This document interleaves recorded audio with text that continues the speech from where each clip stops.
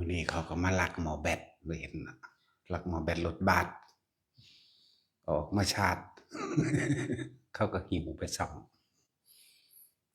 พากันเบิ่งซอยกันเดี๋ยวหากล่องมาติดเสาทางเสาไฟฟ้าตัวนั้นติดส่องเข้ามาทางรถบาสบัดนี้อีกตัวหนึ่งก็ติดจากหน้าวัดไปหาถนนมันมีแล้วอีกตัวหนึ่ง8,000บ่ได้หมอแบตตัวนั้นแล้วอีที่มันเคยเข้ามาขอเข่าคอนั่นคอนี่กับปีที่แล้วมันก็มามางัดอันกุฏิตัวหลังคาแดงหลังคาสมมันมาผัวมันเป็นผู้งัดแต่เฮาบ่เฮ็ดหยังมันแต่มันก็คอยมาหาคอเข่าคอหยังขอซูแนวแหละมันที่จริงมันเอาไปขายแลกยาบ้าเด้อ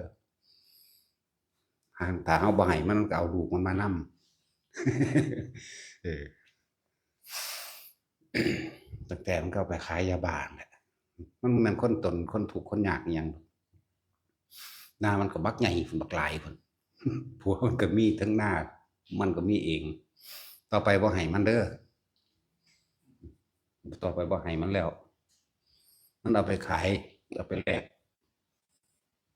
มื้อนี้มีผู้ใดเอาให้มันบ่มันคือเต็มรถอยู่แท้เขาเปิดกล้องเบิ่งแล้วกระสอบใหญ่นั่นบ่แม่น30โลพุ่นติ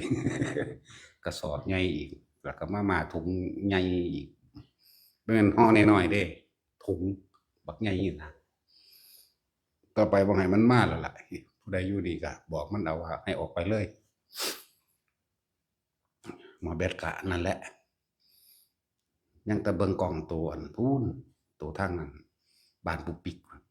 ตัวออกไปทางเขาอันอยู่ป้ายพุ่นน่ะยังกล้องตัวนั้นหมอแบตรถบาสเขาออกมาชาร์จเขาเอามาชาร์จเขาตั้งข้างนอกไว้พี่มันรุ่นพี่มันเด้มันเป็นน้อยๆเด้นั่นน่ะหามสองมันเด้ผู้หญิงเอาบ่ได้ก็แล้วกันต้องผู้ชายแห้งๆแน่ได้จังสิได้หมอแบตรถบาสหมอใหญ่ๆยาวๆดอกจังว่าระวังเอาของป้องกันกับผู้หนึ่งตั้งใจหลักเนาะมันก็คนละอย่างกัน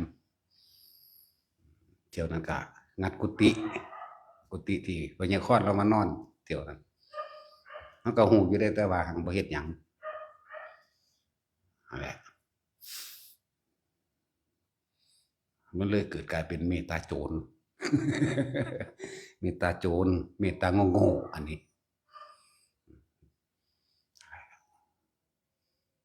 จังว่าซุมื้อนี้มันวิชาพุทธศาสนามันบ่มีในอันโรงเรียนแล้วบ่มีในกระบวนการศึกษาแล้วเออมันก็เลยบ่รู้จักบุญรู้จักบาปบ่รู้จักเสียสละดอกบ่รู้จักมีแต่ความเห็นแก่ตัวโรงเรียนซุมื้อนี้สอนให้แข่งขันอย่างเดียวสอนให้แข่งแย่งแข่งขันสอนให้เอาชนะเอาที่หนึ่งบัดกีฬาปัญญาวิเศษนี่นะทำคนให้เป็นคนนั่นหรือว่ากีฬาสามัคคีจังซี่บ่แม่นถ้าแพ้มานี่ในลูกทีมถูกตบถูกด่าถูกตีมีเบิดเด้บ่แม่นแล้วล่ะเพราะว่าเพิ่นกีฬาเพิ่มความสัมพันธ์จังซี่บ่แม่นเป็นศัตรูกันเพราะถอดวิชาพุทธศาสนาวิชาศีลธรรมหน้าที่พลเมืองตลอดทั้งประวัติศาสตร์ชาติไทยถอดออกเบิดเลยมันบ่แม่นธรรมดาที่ผลเสียมันเสียต่ออนาคตของเด็กน้อยเยาวชนเกิดมาทีหลังเลยบ่รู้จักบุญคุณคือหยังมีแต่แข่งแย่งแข่งขันกูได้เป็นพ่อการเคารพอ่อนน้อมถ่อมตนกับคนเฒ่าคนแก่นี่บ่มีตีเอาเลยเห็นบ่อิหยังๆก็ดีตีเอาแย่งเอาฆ่าเอาเลยสุดท้ายมันก็ฆ่าพ่อฆ่าแม่เจ้าของพู้นน่ะตัดหัวยังหมุนๆควักหัวใจมีเบิดเดะฆ่าพ่อฆ่าแม่ตายายปู่ย่าฆ่าพี่น้องคนเลี้ยงฆ่าลุงป้าอาอาวเจ้าของเดะมันธรรมดาเดะนั่นแหละเมื่อบ่มีวิชาศีลธรรมบ่มีพุทธศาสนาบ่มีหยัง มันถูกล้างมาแตะโดนแล้วเด้นี่เห็นบ่ล่ะครูก็เป็นครูสมัยนี้ก็ครูบ่มีศีลธรรมอยู่แล้วนักเรียนก็บ่มีครูก็บ่มีจักสิเอาหยังแล้วเฮาต้องสั่งสอนทางความเชื่อพี่แหมปลูกฝังมาตั้งแต่เป็นเด็กเล็กเด็กน้อยตะตะกี้เฮาอะเวลาพระเนรย่างกายเฮาสินั่งลงพนมมือไว้เขาเจ้ากายไปซะก่อนเขาจึงลุกเนาะซุมื้อนี้โอ้ยมันบีบแกไหล่เฮาติ๊กๆใครตัวมันบ่ตีนถีบโลดถีบมากูก็สวนได้ซุมื้อนี้กูก็เลยสวนแมงโลดแหละปกป้องตนเองโลดบ่มีหยังที่มีความหวังน่าเชื่อถือไว้ใจบ่มีวงการตำรวจก็เน่าเละเพราะวงการตำรวจทหารก็ขี้โกงตำรวจก็ขี้โกงทนายความก็ขี้โกงโกงเบิดนั่นแหละวิชาศีลธรรมมันถูกถอดออกเห็นบ่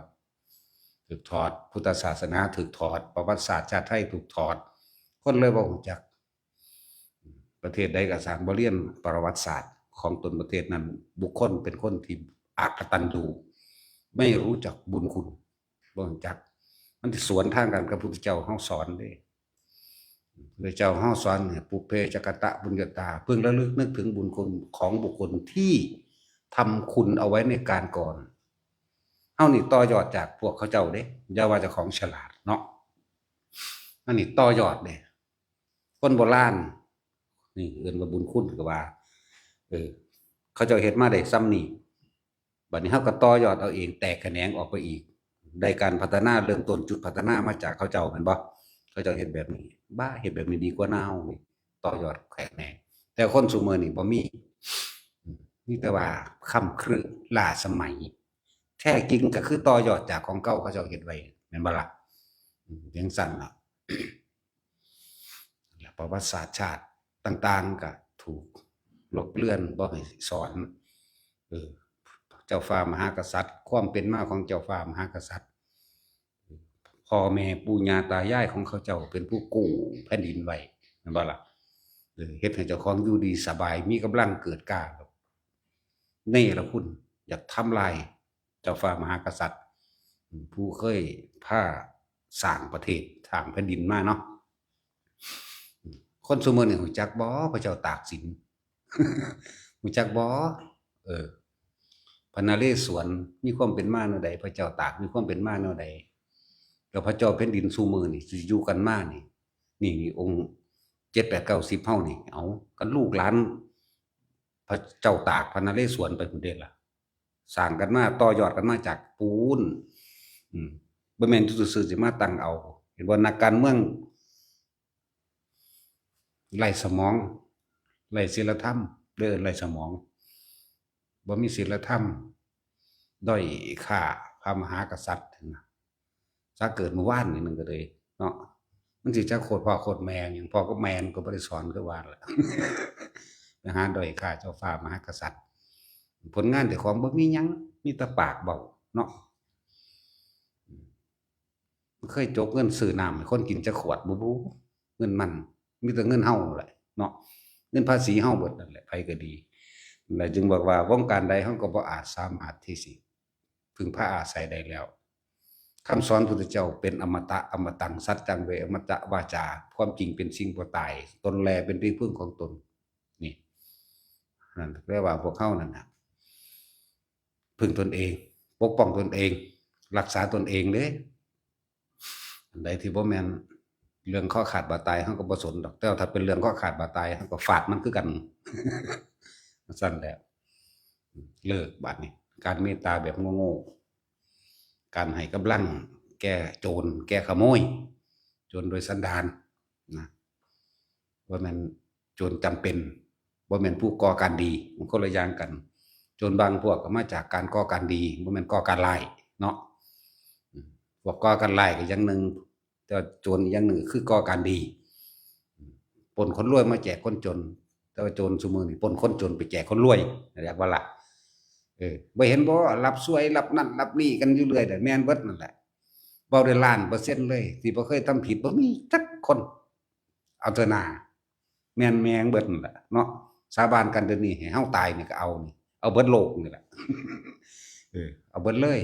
ตำรวจเว้าว่าเว้นเว้าคือเขาเด้บ่แม่นเว้าไปตามกระแสเด้ตั้งแต่เฮาเห็นพวกนี้มานี่มีแต่ขู่ข่มเหงมีแต่ข่มเหงเอาเออรถกูออกมาใหม่ๆครบเบิดซุอันทุกอย่างใบขับขี่กูก็ออกมาได้3-4เดือนนี่เอาไปมาว่าอิหยังว่าเฮาบ่ปัดฝุ่นอันอิหยังมองทัศนียภาพในการมองเห็นต่อไปให้ปรับอยู่เพิ่น400ว่าซั่นแต่เสียอยู่นี่200ธรรมดาบ่เว้ยเว้าแล้วเล่าล่ามไปแมงเบิดเด้เออตำรวจดีมีบ่ล้านเปอร์เซ็นต์บวกคูณเอาก็ได้เนาะบ่มีตั้งแต่เฮาเห็นมานี่แหมแม่นบ่ซั่นไปพ้อบักใดก็คือกันเนาะตัดสินพวกคนขับรถมันรู้จักอยู่เด้ล้านคูณล้านนะบ่ต้องบวกเอาคูณเอาเลยตั้งแต่พ้อมา10ลาย20ลายมีแต่แนวเดียวแล้วรถใหม่ๆอยู่ก็หาว่าเปิดไฟนั่นเปิดไฟนี่ให้เบิ่งเบิดซุอันซุแนวเอาไปเอามามีฮอดค่าธรรมเนียมบัดนี้ ธรรมเนียมหยังธรรมเนียมได้เรียกเขาก็มีแหมมันบ่รู้จักแนวสิว่าเอาแหมโอ้ยแต่บ่ให้มันก็สิบ่เอาใบขับขี่คืนให้ เออสู้เต็มที่เอาไปเอามาค่าเอ็ม120บาทก็มีเด้อเดี๋ยวนี้เนาะมันธรรมดาเด้โอ้ยก็อีห่านี่ จักสิแม่งอีใดเด้เลยบอกว่าถ้าเฮาเห็นมานี่บ่มีจักคนมันมีแต่ขู่ข่มเหงทั้งนั้นแหละซังที่สุดคือตำรวจ เขามาซุมื้อก็ยังมาขู่เอาอยู่นี่ นั่นแหละบ่ได้ไว้ใจเด้ผู้ใดเว้าผู้ใดเลี้ยงนกจอกเว้าได้คุณนั่นได้นั่นแหละเขาจังสิดีเนาะแม่นบ่เลี้ยงนกจอกนี่แหมนกกระจอกนี่แหมนั่นแหละเขาจังสิดี จังสิมีเคยเห็นบ่เลี้ยงนกจอกมีคนเลี้ยงอยู่บ่นกแก้วนกขุนทองเขาก็ยังเลี้ยงเว้าได้เนาะผู้ใดเลี้ยงนกจอกเว้าได้ให้คุณเคยได้จังสิแม่นเนาะเอาเขาเว้าตามประสบการณ์เฮาเห็นเลยมีดอกนั้นทหารคู่เขาเบิดนั่นแหละพญากรมื้อนี้ก็เป็นตำรวจเก่ามาก็แม่นเบิดนั่นแหละข่มเหงเขาเบิดนั่นแหละแม่นจังสิบ่แม่นบัดสุดท้ายกำนำเอาคืนเบิดนั่นแหละมันสิไปไสวะ มึงไผใหญ่กว่ากำดอกหน้าตอนพอเป็นว่าเป็นหยังลูกที่มันเฮ็ดชิบหาย ต่อมาหลานก็สิเฮ็ดชิบหาย ธรรมดาบ่มันเอาคืนเบิดโกงมาเลี้ยงกันเรียกว่ากรรมด้วยการสมรู้ร่วมคิดเหมือนกันเบิดนั่นแหละหนีบ่พ้นดอกหน้าเรื่องจังซี่เบิดทุกคนนั่นแหละแต่ว่าเฮาโลกนี้มันบ่เป็นตาอยู่แล้วล่ะมันบ่เป็นตาอยู่จักอันจักอย่างมันก็เป็นมาในตลอดกาลไหนๆอยู่ดอกแนวหมู่นี้นะคือพวกเฮาไปแสวงหาประกอบอาชีพแสวงหาความสุขความร่ำรวยอยู่ตามบรรดาศักดิ์แม้กระทั่งการได้ออกตัวเองไปหากินอยู่ต่างประเทศเมืองนอกพ่อหรือยังได้หรือยังถามว่าเมื่อยบ่กับการหาได้หรือยังพ่อหรือยังถ้าผู้ใดคิดได้แล้วกลับบ้านถ้าผู้ใดคิดท่านใดก็หาไปในหันแหละหาไปในความหวังของเจ้าของที่เจ้าของตั้งไว้หวังว่าจะได้หยังจะได้รถจะได้บ้านจะได้กิจการนั่นนี่หาไปแต่สำหรับคนที่ชีวิตผ่านนี่ยังมามากแล้วก็สิเข้าใจดอกคนเฮานี่หากินแค่เพียงแค่รอวันตายหากินซ้ำตายบ่มีหยังแต่คนชีวิตผ่านยังมากแล้วก็สิรู้ล่ะอันใดควรทิ่มก็ทิ่มซะสิ่งที่พุทธเจ้าแสดงเอาไว้เนี่ยเป็นความจริงล้วนๆเบิดนั่นแหละสิ่งที่สำคัญที่สุดก็คืออาหารหากินซ้ำตายนั่นเด้ล่ะเนาะ ยารักษาโรคเวลามันเจ็บมันปวดมันป่วยก็กินพอได้แก้ปวดเครื่องนุ่งห่มกันร้อนและหนาวที่อยู่อาศัยคนนั้นอีสานบ้านเฮาหรือคนว่าคนไทยแถบทุกคนแล้วก็มีที่ทำมาหากินพอได้หาอยู่หากินไปซ้ำตายอยู่ดอกกลับมาทบทวนตัวเองอยู่บ้านนะปีของพุทธะกว้างใหญ่โอบอุ้มได้เสมอทุกคนแลนเขาพึ่งพาอาศัยพุทธศาสนากระจังสิหาความจริงของชีวิตตัวเองเห็นเองสิ่งที่เฮาไปหามาอยู่เมืองนอกมันก็ช่างพ่อแล้วบ่เงิน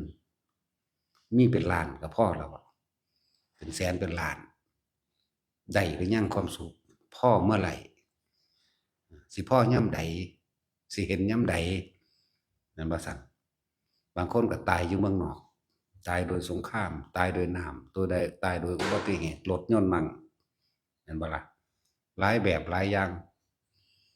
คิดเบิ่งเอาแต่ละคนนั่นน่ะรุ่นก่อนๆพวกเฮาปู่ของปู่เฮาไปไสปู่เฮาเดี๋ยวนี้ก็ไปไสคือกันนั่นแหละผู้ยังอยู่ก็อาจสิเห็นอยู่ตายบ่ล่ะเด้เนาะ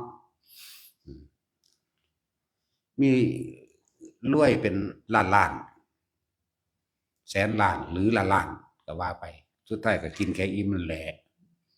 กินเพียงแค่อิ่มคือกันแหละกับคนจนให้มันกินโลดเอาทองนั่นเอาเพชรนั่นเฮ็ดเป็นแก้วกินน้ำมันก็กินแค่อิ่มเฮาดูกินน้ำน้ำสะน้ำร้อยควายน้ำสางเฮาก็อิ่มคือกันเนาะ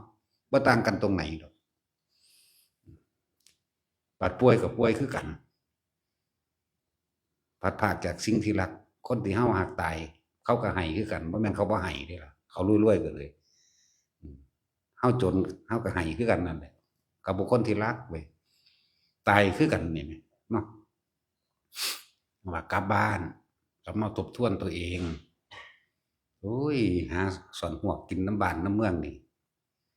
ทบทวนตัวเองมาพัฒนาบ้านตนเองเนี่ยอิหยังสิเลิศกับการเกษตรบ่มีดอกพวกค่าท่องค่าเพชรแม่นสิบ่เหยียบดินจักเทื่อก็กินข้าวนั่นแหละสิไปกินหยังวะบ่มีผู้ใดกินก้อนเพชรเข้าไปดอกบ่มีผู้ใดกินก้อนทองเข้าไปเนาะกินข้าวนั่นแล้ว แต่เฮาทบทวนตัวเอง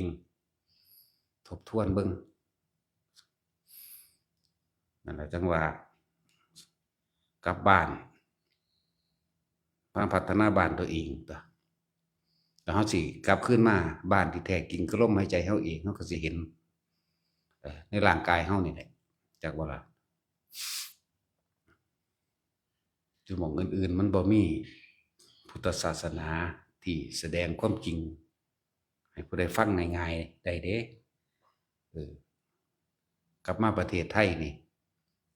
ยังมีพุทธศาสนาที่แสดงอริยสัจสี่ทุกข์แล้วก็เหตุแห่งทุกข์คือพวกเจ้าก็อยากนั่นเหตุแห่งทุกข์ทุกข์คือพวกเจ้าหิวร้อนหนาวเป็นสภาวะที่ทนได้ยากปวดหัวปวดแขวเจ็บท้องเป็นโรคต่างๆสารพัดนั่นแหละคือทุกข์เป็นสภาวะที่ทนได้ยากแห่งกายเพราะว่ากายบ่เป็นของเฮาบังคับบ่ได้สาเหตุแห่งทุกข์ก็คือความอยากที่พวกเจ้าแล่นหาอยู่นั่นเองพวกเจ้าอยากได้หยังอยากได้ทรัพย์สมบัติมากๆอยากได้รถคันโกคันหรูอยากให้ลูกได้เรียนเมืองนอกอยากให้สารพัดที่อยากได้นั่นแหละสาเหตุแห่งความทุกข์หรือทางอื่นบ่มีผู้ใดสอนวิธีดับทุกข์ให้พวกเจ้าเด้ที่บ่เป็นพุทธศาสนามีแต่สอนวิธีเพิ่มทุกข์โดยการขอร้องอ้อนวอนให้ได้สมใจปรารถนาให้ร่ำให้รวยให้ปกป้องอุบัติเหตุให้ปกป้องโลกให้ปกป้องในทรัพย์สินสมบัติเจ้าของบุญรักษาเทวดาก็รักษาอันนั้นอันนี้เด้อเห็นบ่ล่ะให้ปกป้องตนเองปกป้องตัวเองบ่ให้ตายนั่นแหละเพิ่มทุกข์กว่าเก่าอีกให้หาเงินให้ได้หลายๆตามที่ตัวเองตั้งไว้แต่ละมื้อเนี่ยตัวเองก็หาเพราะตัวเองแถมซ้ำบอกให้เทพเจ้าทั้งหลายหาซอยอีก นั่นแหละสาเหตุทุกข์ก็ดีนะอยู่ต่างประเทศหังยากเหมือนบ่มีก็มีพอสำนันแหละพอปะไปเว้ามั่งบ่เว้ามั่งเพราะส่วนมากมันไหลไปตามโลกไหลไปแต่อยู่ในประเทศไทยยังพอมีอยู่เด้ท่วนกระแสท่วนกระแสโลกธรรมท่วนกระแสรวยเห็นบ่พระเพิ่นให้สละออกทั้งมีเท่าใดทั้งทุกข์นะลองเบิ่งเถอะหน้าเอาเถอะหน้าพวกมีหลายๆนั่นน่ะพวกหมื่นล้านแสนล้านนั่นน่ะเนาะเออโกงมาทุกข์ใจเป็นห่วงยันเขาจับเจ้าของได้เอาเงินซื้อเอาเงินข่มเหงเอาจ้างคนปกปักรักษาตัวเองเนาะทุกข์ก็เฮาอีกเด้เฮาคือสบายแท้นอนอยู่นำต้นไม้และภูเขาหม้องใดก็ได้สบายอันไหนสิสู้ความบ่มีได้วะพวกนี้ติเอารถไปจอดไว้นำปั๊มน้ำมันเข้าไปซื้อของเอารถไปจอดไว้ตามห้องอาหารเอารถไปจอดไว้ตามถนนทางย้านเขามาลักรถย้านเขามาไงงัดเอาอันนั้นเอานี่อยู่ในรถเบิ่งดูนั่นน่ะเฮานี่สบายกูบ่มีหยังโว้ยสบายซั่นแหล้วตายก็บ่ได้ไปเป็นห่วงทรัพย์สมบัติอีหยังเด้ย้านแต่บ่ตายอันตายนี่บ่ย้านแต่บ่ตายเดี๋ยวนี้โอ้มึงอย่าตายเฒ่าเด้อกูเห็นคนเฒ่าแล้วกูบ่ไหวมึงอย่าตายชราสะงึกสะงักเด้อว่ะนั่นแหล้วพวกเขานี่บ่ได้ย้านแต่ตายเนาะพวกเขานี่ย้านตั้งแต่ตายทรัพย์สมบัติหม้องหันหม้องนี้จังซั่นจังซี่ลูกหลานกูมันสิรักษาได้บ่เด้คิดถึงอยู่เด้หั้งบ่ได้คิดแบบสละเนาะของเฮานี่บ่มีอิหยังไว้แต่เป็นปุ๋ยเนาะซั่นแหละพวกอยู่ไสก็แล้วแต่เถิดนะคุณค่าของคนบ่ได้แม่นความรวยเด้คุณค่าของคนคือได้ช่วยเหลือบุคคลผู้อื่นได้ทำประโยชน์ให้แก่บุคคลผู้อื่นโดยไม่หวังสิ่งใดตอบแทนนี่คุณค่าของคนอยู่นี่จึงจะทำคนให้เป็นมนุษย์จึงจะทำมนุษย์ให้เป็นผู้ประเสริฐจากบ่ล่ะคุณค่าของคนนั่นน่ะบ่ได้เรียนบ่ได้แม่นว่าจบปริญญาเด้ตีโทเอกหังเรียนสูงหังโกงหลายเนาะบ่มีคุณธรรมศีลธรรมหยังจักเม็ดเพราะยายนายแม่ใหญ่คำใดเราบ่ได้ไปโกงไผเด้นั่นน่ะเราบ่ได้เรียนหนังสือเนาะถ้าพวกเรียนสูงๆนั่นแหละพวกขี้โกงเรียนสูงๆได้เป็นรัฐมนตรีรัฐมนหมาหยังแหน่ก็สร้างดอกแล้วหังโกงหลายได้ยศถาบรรดาศักดิ์มีอำนาจมีตำแหน่งหังโกงหลายลุงสางเราบ่ไปโกงไผดอกแต่ถามว่าลุงสางใส่เบ็ดหลายบ่มื้อนี้กำหนึ่งนี่ว่ากำหนึ่งโดดหาใส่เบ็ดไก่ก้างใส่ปูใส่ปลากินไปนำหน้าได้มาหลายก็แบ่งปันพี่น้องเด้นั่นแหมคุณธรรมเขาก็เลยได้มาเอาไปให้ผู้นั้นแหน่เอาไปให้ผู้นี้แหน่เด้ก็ได้แต่ว่าถ้าถามว่าเบ็ดเจ้ายังจักหลังยังกำหนึ่งคือเก่าเพราะว่าใส่ก็ใส่กำหนึ่งเหลือก็เหลือกำหนึ่งสิธรรมดาบ่ลุงสางบ่เป็นหลักของไผหาอยู่หากินไปแต่น้ำไห้น้ำนาเจ้าของเองเพราะยายนายยายคำใดนี่ก็มันค้านอยู่นี่แหละงุ่มๆงามๆไปตั้งตึกดา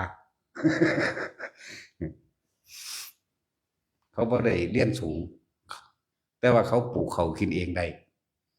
ปลูกข้าวกินเองปลูกผักกินเองหาปลากินเองมีหมากแบ่งปันมีน้ำใจเข้าได้หลายมีคนทุกคนอยากมาขอให้กินนี่ต่างหากคุณธรรมบ่แม่นชี้รถสวัสดิ์เสวียงจากว่าล่ะบ่แม่นไปดูถูกคนใบปริญญานั่นน่ะมันฆ่าตัวของเบิดนั่นแหละส่วนมากนะใบปริญญาฆ่าตัวตายได้ยศถาบรรดาศักดิ์แล้วข่มเหงคนต่อไปนี่จังแหละแรกๆมันอาจสิดีบุญเก่าสู่รักษาไว้อยู่ดอกนา แต่ว่าเมื่อไหร่ก็ช่างเถอะถึงภาวะคนเป็นหมดบุญเมื่อไหร่เมื่อนั้นแหละจะได้รับผลของกรรมจากว่าได้รับผลของการกระทำของตัวเองอันเป็นอกุศลกรรมแบบนี้จะพึ่งเว้าเรื่องบาปบุญบ่ทันมีบาดเวลาตัวเองตกทุกข์ได้ยากบาดเวรกรรมมันเอาคืนปีตั้งเวรกรรมหยังกูดอกว่าเด้มันบ่ได้คิดพอเด้ว่ามันเป็นผู้เฮ็ดไว้เอาชาตินี้แล้วบ่ไปเอาชาติอื่นมาทับถมกันก็ได้ดอกนั่นบ่ล่ะเอาชาตินี้แหละนั่นล่ะเวรกรรมหยังของกูเด้หลานก็บ่ดีลูกก็บ่ดีเนาะไปเด้บาดนี้เออ บัดนี้ก็หลานลูกลุงลูกป้าลูกอาลูกหยังซอยในมันไปสอบนั่นมันไปสอบอันนี้อุดอัดให้มันแหน่แม่นนะเอาไปแล้วก็แล้วชาติมึงคิดนะไปเกเรก็มีไปตายก็มีติดยาเนาะเยอะแยะนั่นแหละพวกเขาฝึ่งสังวรสังเวชแต่ของเองสังเวชหันเข้ามาเบิ่งตัวเองเขายังจะเกิดมาพบกับคนเหล่านี้อยู่บ่ที่พุทธเจ้าเพิ่นทำนายไว้น่ะมันถูกเบิดแล้วเด้ฝนสิตกจากฟ้ารู้จักบ่ล่ะปลาสิแล่นกินดาวน่ะมันคนละฝนกันเด้ฝนไฟเด้รู้จักบ่นี่ไฟสิตกจากฟ้าปลาสิแล่นกินดาวจักบ่ล่ะเห็นบ่เขาเอาจรวดยิงกันเครื่องบินบึมบึมขึ้นน่ะซั่นฝนไฟเด้น่ะปลาก็หมายถึงเครื่องบินนั่นเองคนตะกี้แต่พุทธเจ้าเพิ่นรู้จักอยู่เด้ว่าเพิ่นสิเว้านั่นอืม ว่าจรวดมันเพิ่นรู้จักอยู่เด้เพิ่นรู้จักเบิดนั่นแหละ F16 Alpha F35 Air France เพิ่นรู้จักเด้แต่สิไปเว้ากับคนสมัยนั้นสิบอกว่าโอ้ต่อไปจะมี Air France นะนี่เพิ่นคนสมัยนั้นมันบ่ฮู้เด้แต่ว่าเพิ่นฮู้ติเพิ่นก็เลยเทียบใส่ปลาคอปลาดุกมันคืออยู่แล้วเนาะ นั่นแหละ ฝนไฟสิตกจากฟ้าคนตะกี้ก็เห็นแต่ฝนธรรมดาฝนตกตามฤดูกาลถือว่าฝนไฟสิรู้จักบ่เขาสิยิงจรวดปรมาณูเด้ RPG เด้สิฮู้อยู่บ่ล่ะบ่ได้ฮู้เด้นั่นน่ะของเขาเอาดาบไล่ฟันกันเอาหนึ่งนั่นล่ะเขาอิหยังคัสเตอร์บอมเด้อนี่เอ้าแต่เขาฮู้ซะพระพุทธเจ้ารู้เด้ศัพท์แต่ละภาษารุ่นนั้นเพิ่นฮู้เบิดนั่นแหละนิรุตติเพิ่นฮู้จักเบิดรู้จักแล้วมันถึงแล้วเด้ล่ะในทำนายฝัน16ของพระเจ้าปเสนมันก็ถึงยุคเฮาแล้วเด้นี่รู้จักบ่ก็ยุคนี้แหละรู้จักบ่ล่ะมีพุทธเจ้าทำนายเอาไว้พระเจ้าปเสนเป็นผู้ฝันนะลืมแล้วล่ะบ่เว้าดอก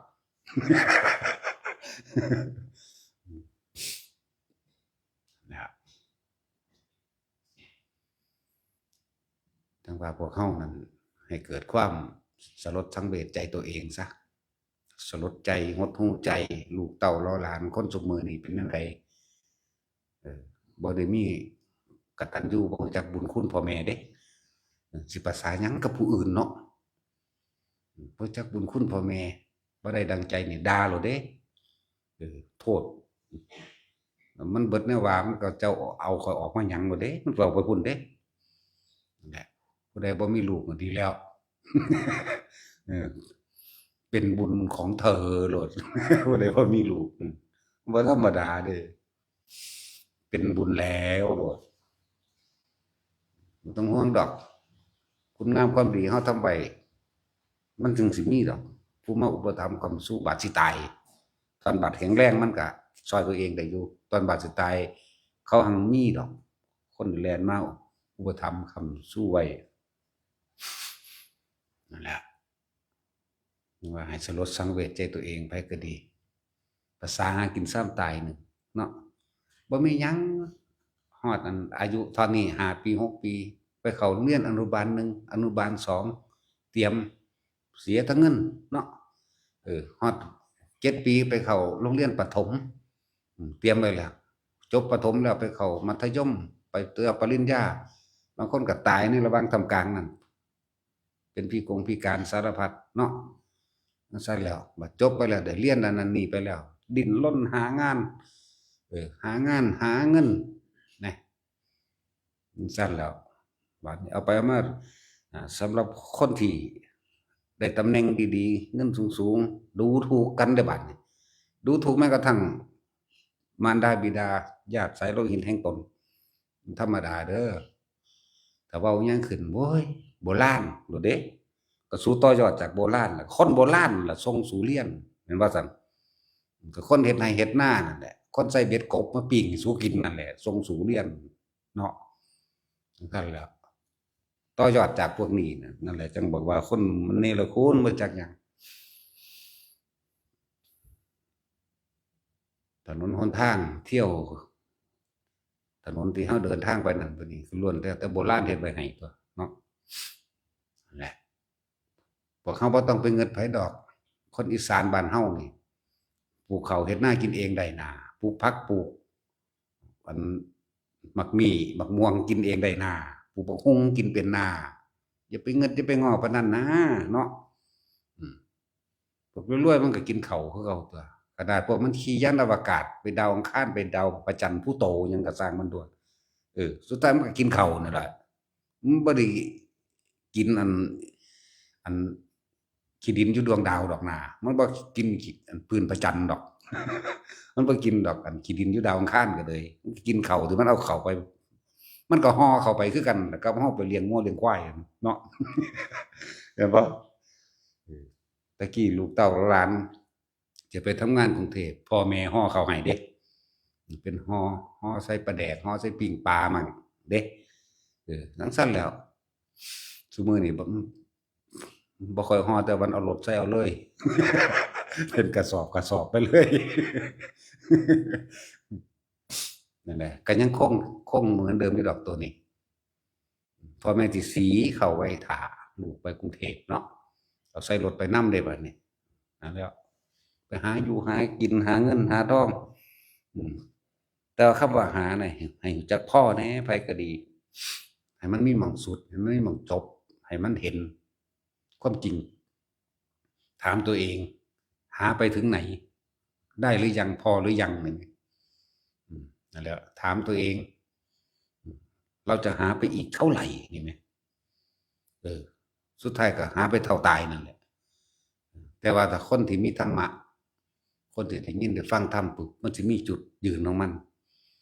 ธรรมะสิเป็นดุจดังว่าน้ำดับไฟ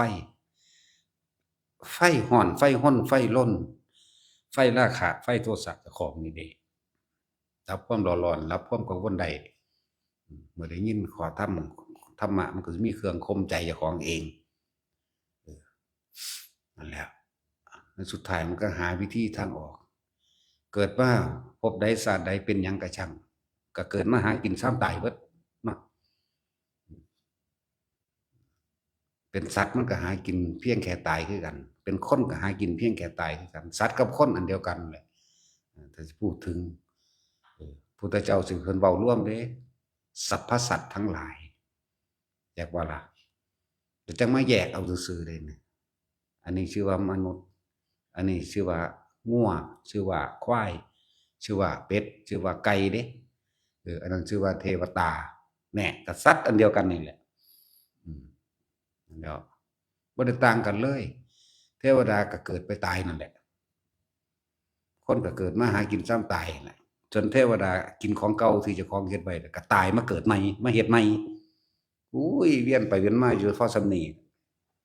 สิมีหิแมงหยังเนาะบ่สูญบ่ของคนนี่แหม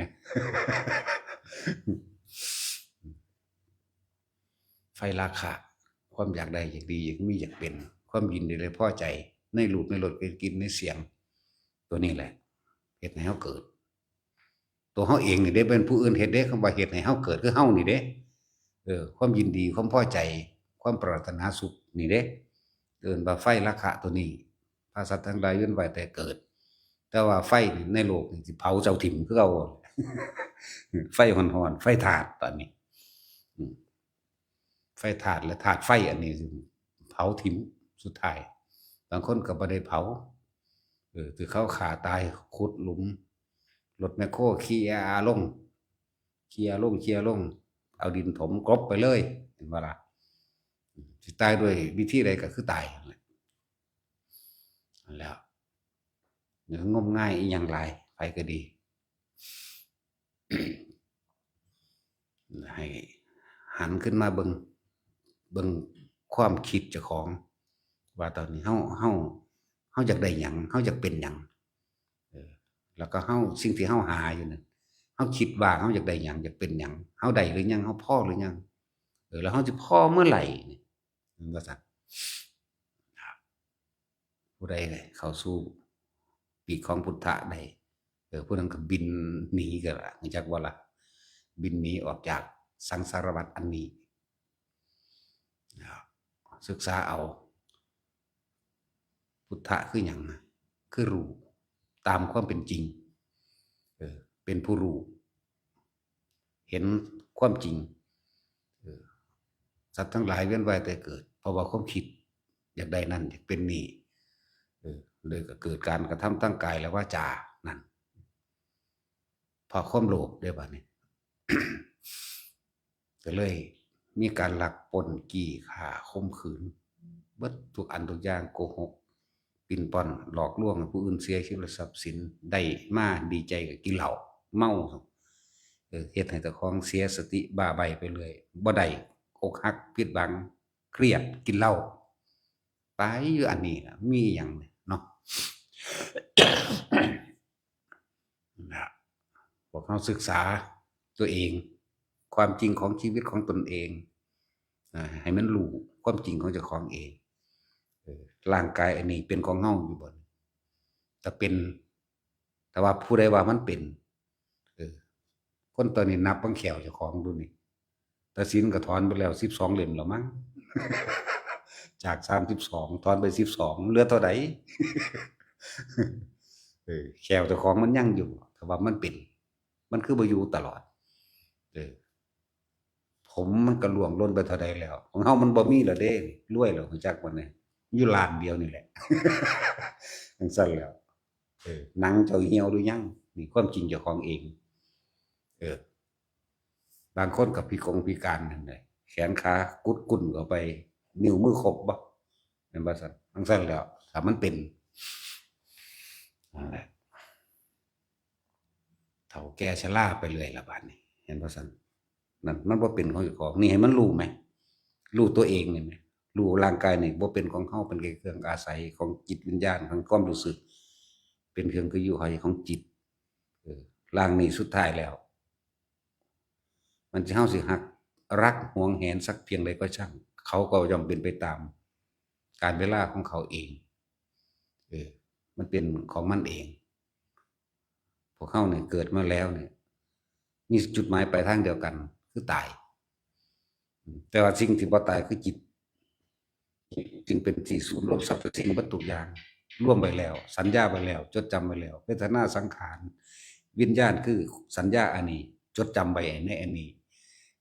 ยังจากใดนั้นจากใดนี่อยากเป็นมันเป็นนี่ยังมีราคะภาพเวียนว่ายไปเกิดพุ่นไปเกิดพี่ไปอารมณ์บาดนี้พัดไปตกภพนั้นภพนี้กามาภพสวรรค์6 สั้นไล่ลงมากามาภพมื้อนี้สวรรค์ภูมิเทวดาลุกขเทวดาสัตว์เดรัจฉานเปรตสุกายนรกนี่กามภพรูปภพผู้ใดทรงฌานเจริญฌานเอาปีติเป็นอาหารของจิตได้ก็ไปเกิดพุ่นพรหมโลกจากเวลาอะไรของสั้นนั่นแหละผู้ใดว่าจะเกิดก็ปฏิบัติตามคำสอนเพิ่นนั่นแหละพุทธเจ้านั่นแหละเห็นบ่กามภพรูปภพอรูปภพก็แยกแยะสารพัดออกเป็นสัตว์ชนิดแต่ละต่างๆมาเนี่ยหลายอย่างคือหยังนี่บางคนเป็นห่วงบ้านเจ้าของเองก่อนที่สิตายคิดสุดท้ายคือความคิดเห็นบ่คิดไปเป็นห่วงเกิดเป็นขี้เกียจมั่งกับแก่มั่งเกิดเป็นหมามั่งงัวควายเป็ดไก่มั่งใส่เดือนมั่งสังเสชะสารพัดนะแล้วนั่นแหละความถ้ามันมีแล้วมันก็ห่วงตัวเนาะถ้ามันบ่มีแล้วมันบ่ได้ห่วงหยังเด้นั่นแหละเป็นสั่น เกิดเป็นหยัง พวกปลาดุกเฮาเห็นหลายๆปลาหมึกกุ้งเฮาเห็นหลายๆมันแม่นไผคนคักๆเด้อนั่นน่ะเออสัตว์ต่างๆนกหนูต่างๆที่เฮาเห็นน่ะคนนั่นแหละไก่หมาหมู่นี่คนเบิดนั่นแหละเดียวกันนั่นแหละเห็นบ่พุทธเจ้าใช้คำว่าสัตว์อืมเฮาก็สิใช้คำว่าสัตว์นั่นล่ะใส่มั่งบ่ใส่มั่งนั่นแหละโดยแล้วแต่เป็นความผิดพลาดจากการบ่รู้จักสำนึกบุญคุณจากการที่บ่ตื่นบ่รู้จากการที่บ่รู้ความจริงความจริงคือสิ่งทั้งหลายทั้งปวงบ่ว่าเจ้าสิไปเกิดเป็นสัตว์ชนิดใดก็ช่างบ่ว่าเจ้าก็เกิดจากความโลภของเจ้าของเองเจอการกระทำของเจ้าของเองตัวเองเป็นผู้กระทำเองจึงไปเกิดเองเป็นเองบ่มีผู้ใดดลบันดาลเด้บ่มีเด้พระเจ้าบ่มีพระเจ้าบ่มีพระพรหมที่ดลบันดาลใดๆทั้งสิ้นบ่มีสิ่งศักดิ์สิทธิ์ดลบันดาลบ่มีศักดิ์สิทธิ์ในศัพท์ภาษามันแปลว่าสำเร็จบุคคลกระทำการสิ่งใดแล้วก็คือสำเร็จผู้ใดหนึ่งเข้าสำเร็จสุขแล้วก็ผู้นั้นน่ะศักดิ์สิทธิ์จักบ่ล่ะนั่นตัวผู้ใดปลูกบักฮุงได้กินหมากแล้วก็ผู้นั้นล่ะศักดิ์สิทธิ์จักบ่ล่ะมันบ่แม่นว่ามีสิ่งบันดาลเด้ดลบันดาลใดไผสิทุกข์จักคนอยู่นี่บ่มีเลยดลบันดาลใดพวกรุ่นก่อนๆขอเป็นกว่าเฮาอีกเห็นว่าซั่นก่อนพระพุทธเจ้าสิเกิดอีกคุณตะกี้บ่คำว่าพระเจ้าบ่ทันได้มีดอกเข้าใจบ่ล่ะเอามาใส่ศัพท์ภาษามันถูกกับยุคสมัยซื่อๆก็เอิ้นพระพรหมตะกี้พวกพราหมณ์ทั้งหลายเป็นผู้ติดต่อพรหมเป็นผู้ทำพิธีขอร้องอ้อนวอนบูชายัญต่างๆเพื่อให้พรหมเห็นใจเพื่อให้บ้านเมืองให้ทุกคนก็ว่าไปมีสุขภาพกายดีแข็งแรงดีบ่เจ็บบ่ไข้บ่ปวดบ่ป่วยเป็นคนร่ำคนรวยบ่แห้งบ่แล้งก็เอาล่ะบวงสรวงฆ่าแกะฆ่าแพะฆ่าม้าฆ่าช้างแม้กระทั่งเอาคนไปบวงสรวงธรรมดาบ่นั่นแหละคือความเห็นผิดตะกี้ไปตั้งบ้านหลักเมืองใหม่เจ้าฟ้ามหากษัตริย์เห็นบ่เพราะบ่รู้นั่นแหละคัดเอาคนผู้นี้เกิดจันทร์อังคารพุธพฤหัสศุกร์เสาร์ก็ว่าไปหรือผู้นี้เกิดเลิกใดก็ว่าไปเอาคนเป็นๆนี่เด้ลงไปขุดดินลงไปแล้วก็ใส่ต้นตะเคียนนั่นน่ะเขาเอิ้นต้นตะเคียนเหรอมาแต่งเป็นรูปลักษณะนั้นนี่ลงไปแล้วคนลงไปได้หั่นพุ่งลงไปมันทั้งเป็นๆนี่เด้บ่ธรรมดาเอิ้นว่าเสาอินทขีฬสมัยตะกี้ถ้าเป็นซุมื้อเอิ้นว่าเสาหลักเมืองสมัยตะกี้เอิ้นเสาอินทขีฬนั่นคือความเห็นผิดเห็นบ่ความบ่รู้เพื่อหยังเอาไปบวงสรวงพรหมพรหมจังไดเนี่ยน่ะคือความจะเข้าใจผิดคิดว่าพรหมต้องการสิ่งเหล่านี้เป็นของบูชาเป็นของแลกของเปลี่ยนเพื่อสิมาเฮ็ดให้บ้านเมืองเจ้าของดีแล้วกษัตริย์มันก็เป็นชื่อกษัตริย์ซื่อๆเด้มันก็สัตว์คักๆนั่นแหล้วอันถ้ามันเป็นจังซั่นแม่นบ่ล่ะมันคนละอันกันเด้กับคำว่านักรบนั่นแหล้วบ่ได้แม่นผู้นำนั่นแหละเลยเป็นเครื่องมือหากินของพวกพราหมณ์ตะกี้ก็ว่าพราหมณ์เป็นผู้เป็นเจ้าลัทธิเป็นเจ้าพิธีต่างๆเป็นผู้นำเอิ้นศาสนานะเอิ้นเป็นว่าเป็นศาสนานั่นแหล้วบัดนี้เขาก็แต่งเป็น7ชั่วโคตรเขาตระกูลพราหมณ์ก็ตระกูลพราหมณ์ออกกันบริสุทธิ์มา7ชั่วโคตรมั่งเท่านี้มั่งก็ว่าไปบริสุทธิ์มั่งแต่ความจริงแล้วมันก็ฆ่าสัตว์มันก็ลักทรัพย์มันก็ปล้นจี้ข่มขืนมันก็เฮ็ดเป็นตัวที่ตะกี้ยกย่องแต่ว่าพราหมณ์เป็นผู้บริสุทธิ์เห็นบ่ซั่นบริสุทธิ์มันสิพากันมาบวงสรวงฆ่าแพะฆ่าแกะสุดท้ายแล้วมันเกลียดรังเกียจไผบ่ได้ดังใจมันก็หาวิธีว่าเอาผู้นั้นแหละมาบวงสรวงมันก็หาว่าผู้นั้นผู้นี้เป็นกาลกิณีว่าซั่นแหล้วเลยเป็นเครื่องมือหากินตายตัวทีแต่ว่าสมัยการทางพุทธเจ้าเฮาก็เกิดเป็นนาคแท้ๆก็ยังมาแก้คำว่าถ้าพราหมณ์ถ้าหมู่พราหมณ์ทั้งหลายสามารถติดต่อพระเจ้าได้ติดต่อเทพเจ้าหมู่พระพรหมทั้งหลายได้แล้วผู้ว่าตัวเองติดต่อนี่เป็นหยังคือยัง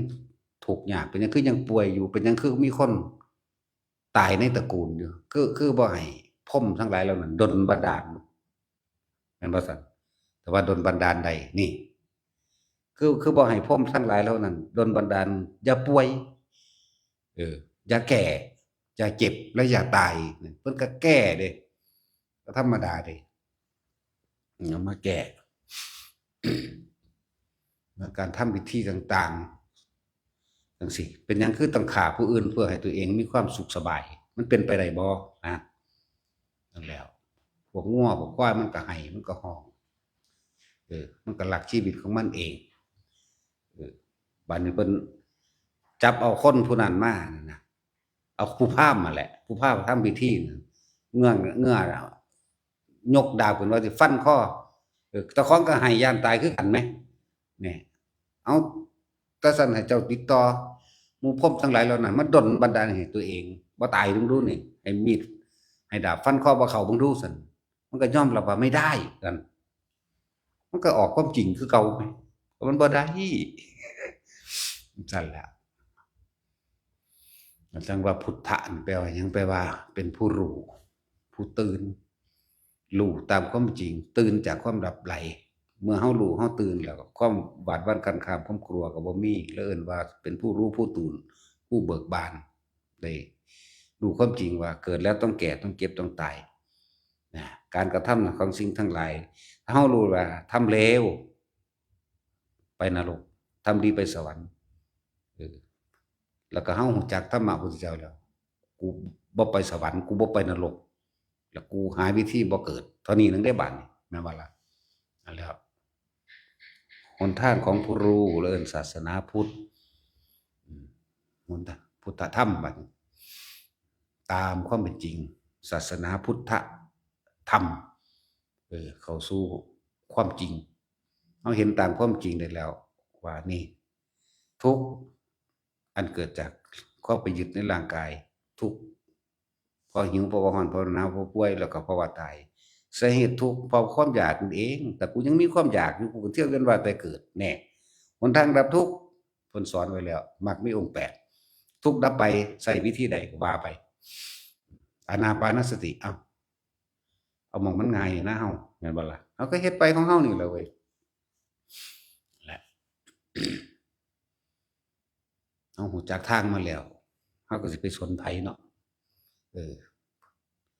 จังบอกว่าพุทธเจ้าเว้าความจริงพุทธเจ้าองค์ใดก็อัตถิอัตโนนาโถเด้องค์ใดสิเกิดมาเท่าใดแล้วก็ตามมีตั้งแต่ตนและเป็นที่พึ่งของตนเองเท่านั้นการทำตนเป็นที่พึ่งของตนก็คือการได้ช่วยเหลือบุคคลผู้อื่นนี่ก็อีกอย่างหนึ่งถ้าตนแล้วไม่ทำถ้าตนไม่ทำแล้วใครจะทำให้เรานี่ก็ตนเป็นที่พึ่งของตนเหมือนกันถ้าเราไม่กินเองเราก็ไม่อิ่มคนอื่นจะมากินแทนเฮาให้เฮาอิ่มไม่ได้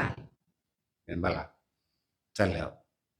ตัวเองก็ทำเองแท้ๆแต่ตัวเองน่ะต้องรับเองไม่ว่าดีหรือร้ายเห็นบ่ซั่นไม่ว่าสุขหรือทุกข์ก็ตัวเองได้เฮ็ดเองบ่แม่นผู้อื่นมาเฮ็ดให้บ่แม่นผู้ใดมาดลบันดาลแต่พระเจ้ามันดลบันดาลให้อิ่มได้บ่เฮ็ดงานแล้วเฮาเนาะพระเจ้ามันสิอยู่ไสผู้ใดเป็นพ่อเป็นแม่มันเท่านี้นั่นแหละจังว่าพวกเฮารู้ตามความเป็นจริงซะพวกที่ไปอยู่เมืองนอกเมืองนาหรือพวกอยู่กรุงเทพก็สร้างถ้าได้ฟังแล้วรู้ความจริงแล้วมันก็แค่หากินซ้ำตายกลับมาพัฒนาในบ้านตนเองต่อกลับมาพัฒนาบ้านตนเองหนึ่งโดยที่อยู่อาศัยของตนเองสิปรับปรุงดินสิปลูกหยังสิปลูกกล้วยปลูกอ้อยบ่สิปลูกหยังที่มันเป็นของอยู่ของกินได้ก็เฮ็ดไปแล้วก็พัฒนาจิตใจตนเองเข้าสู่วัดวาศาสนาประมาณนี้เนาะเตรียมตัวเองก็เขาเข้าใจอยู่แล้วว่าต้องตายแน่นอนอยู่แล้วนี่เป็นหยังคือบ่อาศัยพุทธศาสนาเป็นหนทางสู่ความบ่ตายบ่เกิดมันก็บ่ตายทั้งตัวเนาะอะไรจังว่าฝึกหัดดัดแปลงตัวเองไปเรื่อยๆก็เฮาก็สิได้ดูแลคนเฒ่าคนแก่มีธรรมอยู่อันหนึ่งเป็นลำดับที่สี่ในการหายากบุคคลผู้มีความกตัญญูอยากว่าพระเจ้าก็เกิดขึ้นได้ยากคนแสดงธรรมของพระเจ้าก็ยากคนสำเร็จธรรมก็ยากและคนกตัญญูนี่ก็ยากเด้เพราะฉะนั้นเพิ่นสิเอามาไว้ในลำดับบ่ มันธรรมดาดิสมมุตินี่มันแม่นๆหยังบ่แล้ว หายากๆในคนกตัญญูแต่ว่าได้ดังใจมันก็ด่าเฮาเนาะอะไรแล้วแต่ว่ามันเก่งคือบ่เฮ็ดเอาบุ อีหลีนี่แล้วพวกเจ้าบ่เบื่อบ่นายเบิ่งเออพวกเมสซี่เฒ่าๆคนนี้ก็อกหักผิดหวังมาเบิดนั่นแหละผัวตาย อกหักจากผัวตายบางคนก็อกหักจากลูกบ่ดีเจ้าอันบ่ดีผู้ใดบอกเจ้ามาเกิดแม่นบ่ซักแต่เจ้าดีจะมาเกิดเฮ็ดหยังก็สอนเจ้าของตัวเนาะแต่เจ้าดีจะมาเกิดเฮ็ดหยัง เออตัวเองมาเกิดเองเด้อแล้วก็มาทำกรรมรวมกัน การสมรู้ร่วมคิดในความคิดเห็นเดียวกันบ่ว่าดีบ่ว่าเลวอ่าเวลาพวกเจ้าได้รับผลของกรรมดีก็ดีไปเวลารับผลกรรมเลวก็จะโทษไผเพราะการสมรู้ร่วมคิดน้ำกันเฮ็ดน้ำกันนั่นแหละแต่เฮารู้แล้วเฮาก็สิไปสมรู้ร่วมคิดกับไผเฮาคือว่าสละการกระทำคำพูดอันเกิดก็จากความคิดของเฮาออกคนปฏิบัติธรรมต้องไปผู้เดียวเด้ต้องบ่มีหมู่บ่มีพวกเด้บ่เอาไผไปนำเด้หนทางสายเปลี่ยวนี่ต้องเดินคนเดียวแต่เพียงลำพังเด้มาบ่ต้องไปเหลียวหลังเหลียวหลังหาใครก็ไม่มีมันต้องแบบนี้เด้ไผสิคบหรือบ่คบก็สร้างหัวมันนะยากจังเนาะคบก็คบไปตายล่ะบ่คบก็คบบ่คบไปตายนั่นสิมีหาหยัง ใช่ล่ะนั่นแหละจังว่าคนที่มีความจริงสิเอาตัวเองรอดออกจากวัฏฏะนี้ได้เกิดว่าคนมีธรรมะคนที่เห็นความจริงหนึ่งกายบ่เป็นของเฮาการทำมาหากินนี่แค่เป็นแค่สัมมาอาชีวะเลี้ยงชีพไปเพียงแค่รอวันตายนี่การกระทำอันใดที่เป็นกรรมอันหนักสุดก็คือจิตเจตนาที่มีอารมณ์รวมเข้าใจบ่ล่ะนี่ก็ฮู้แล้วก็ข่มมันตัวได้บ่แม่นเรื่องขอขาดบาดตายสร้างแม่งดอกเว้ยก็แล้วตัวเนาะ คือจังคนซุมื้อนี่เขาขับรถปาดหน้าสวนฟึดบางทีก็บ่ได้ตั้งใจบางทีก็ตั้งใจ ถ้าอันใดบ่เสียหายขอขาดบาดตายชีวิตทรัพย์สินอย่าไปสนใจมันแม้นสิเสียทรัพย์สินนิดหน่อยเขาแหะกระจกรถหักไปก็มันหักไป20บาทนึงดอกเนาะซื้อเอาใหม่อย่าเอาชนะกันท้อภาษาจังซั่นรักษาชีวิตไว้เพื่อธรรมตัวรักษาชีวิตเจ้าของเอาไว้เพื่อจะได้ดวงตาเห็นธรรมบ่ดีกว่าบ่เนาะแล้ว แต่ผู้ใดไม่เห็นใจเฮาก็ตีนทางหมดแล้วเนาะตัดสินเฮา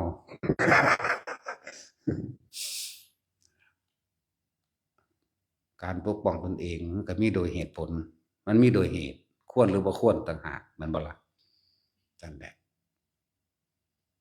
คนปฏิบัติธรรมบ่ไปรังแกข่มเหงไผดอกแต่ว่าก็บ่ยอมให้ไปมารังแกข่มเหงเหมือนกัน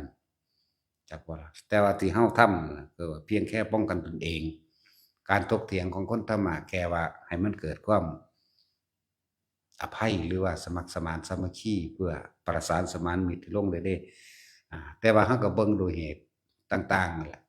คนบ่มีธรรมเนาะเออเขาก็ย่อมเอาดังใจของเขานั่นแหละคนมีธรรมก็คือแค่ว่าให้มันตกลงกันได้แล้วเลิกจากกันซื่อๆเด้แต่ว่าถ้ามันบ่เลิกก็ฟาดแมงโลดคือกันนั่นแหละ บ่ได้แต่ว่าเราทำโดยการบ่มีอารมณ์เด้มันแปลกอยู่เด้พวกเขาทำอย่างมีอารมณ์มีจิตเจตนาเป็นตัวกรรมขึ้นเต็มจอเลยเต็มจอเต็มใจเต็มความรู้สึกศูนย์แล้วก็แล่นหาสมัครพรรคพวกดึงสมัครพรรคพวกเข้ามาเพื่อสิทำลายและทำลายเด้แต่เราบ่ได้หาสมัครพรรคพวกบ่ทำลายแต่ว่าให้มันเกิดความสงบลงให้มันพอมันเลิกแค่นี้นึงได้บัดนี้นั่นแหละมันจังต่างกันอยู่เวลาบ่ได้ดังใจคนปุถุชนทั้งหลายแล่นหาสมัครพรรคพวกผู้นั้นบ่ดีจังซั่นจังซี่เว้าไปอีนั่นขี้ส่อตอแหลเด้อีนั่นเป็นหยังจังตอแหลมั่งเป็นหยังคือ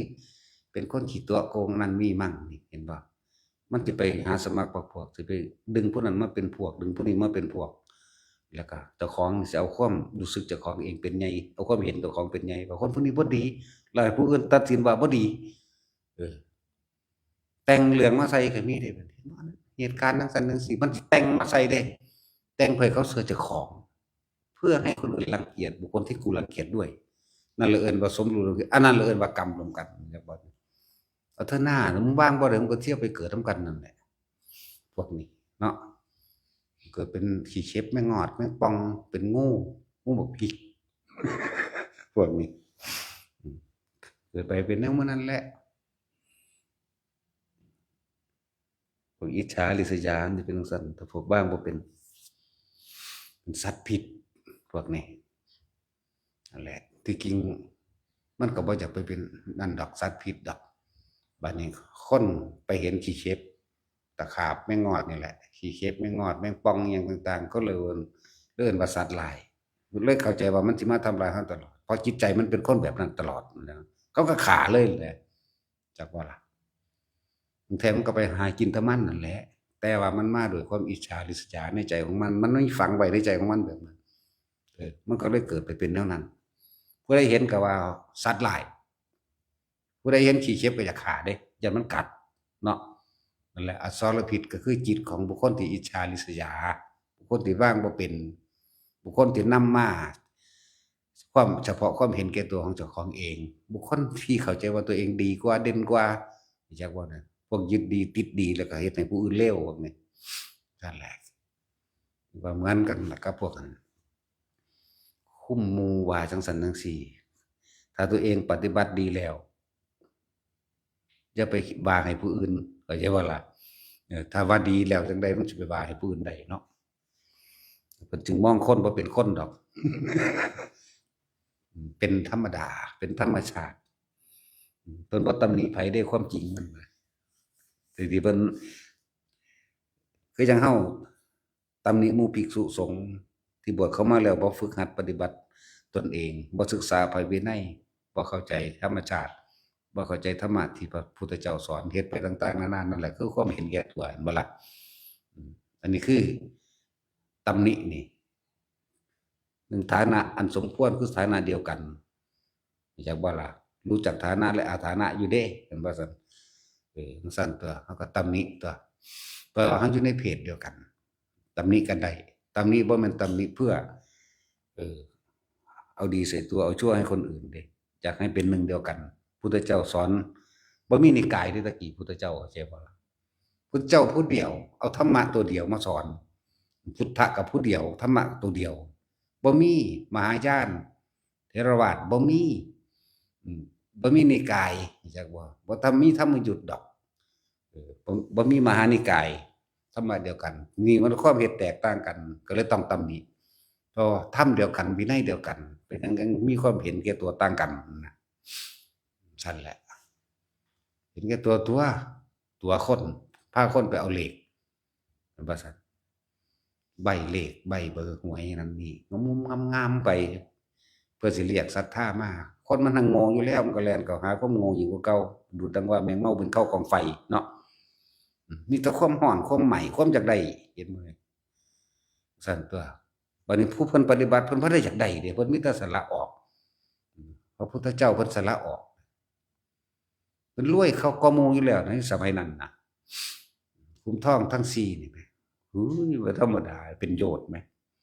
กว้างโยชน์ยาวโยชน์ลึกโยชน์หนึ่งหักเหลือหยิบขึ้นมา1ก้อนก็โผล่ขึ้นมาแทน1ก้อนทันทีเพิ่นก็บ่เอาแนวนี้ไปแจกซั่นแล้วขุมทรัพย์ทั้ง4ในสหชาติเกิดพร้อมกันกับเพิ่นเอง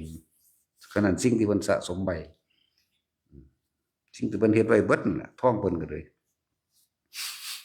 แหละเพิ่นทิ่มเกียรติยศชื่อเสียงทรัพย์สินเงินทองยศถาบรรดาศักดิ์เพิ่นทิ่มความร่ำรวยเพิ่นทิ่มแล้วพวกภิกษุสงฆ์บวชเข้ามาแล้วไปเอาของพราหมณ์ไปเอาความเห็นแก่ตัวมาหาอยู่หากินด้วยตัวเองเด่นดังเพื่อให้ตัวเองมีอำนาจหรือสถาบันศักดิ์ข่มเหงบ่เป็นไปโดยการสละออกแม่นบ่ซั่นพุทธเจ้าให้สละโลภมันบวชเข้ามาเพื่อเอาความโลภหนักเข้าไปกว่าเก่าอีกแล้วก็สอนให้คนอื่นโลภพร้อมเด้ อยากได้หยังอธิษฐานเอาเด้อนี่มันเอาคอรอคือแลก่อนสิมาให้เหรอเนาะรุ่นนั้นรุ่นนี้รุ่นพ่อรุ่นแม่มึงบอกพ่อแม่มึงสอนแนวนั้นบ่เนาะจั่นแล้วแต่เว้าม่านศูนย์นี่แหล้วพวกฟังนี่ก็ฮู้จักนะเป็นหยังแต่มันฮู้จริงๆน่ะพวกบอกหวยบอกเบอร์มันก็บอกห้วยบอก100ปีเลยก็ได้ตั่วแม่นบ่ซั้นถ้ามันรู้จริงๆมันบอก100ปีเลยก็ได้พวกอันบอกหวยบอกเบอร์เด้อฟังแล้วเป็นหยังจะปึกคักหลายพวกสันดานปึกคิดบ่ออกบ่ถ้ามันฮู้จริงๆนั่นน่ะมันสิไปใบ้หาแม่มึงบ่แม่นบ่ซั้น ปีหนึ่งมันออกจากเทือหวยรัฐบาลนี่เห็นบ่ล่ะ24เทือไว้บอกแมงมึง100 ปีเลยก็ได้ตั่วเขียนจากภาคไว้ยิ่งกว่าปฏิทินอีกเนาะถ้ามันฮู้จริงๆแหมนี่ของประเทศไทยออกแบบนี้ของประเทศลาวออกแบบนี้เขมรออกแบบนี้พม่าออกแบบนี้พุ่นไล่ไปฮอดจีนอินโดนีเซียมาเลเซียไล่ไปฮอดอเมริกอเมริโกยพุ่นไล่ไปที่ทั่วโลกกูบอกแม่มึง100 ปีพุ่นเนาะตาบอดคักหลายพวกสันดานปึกนั่นแล้ว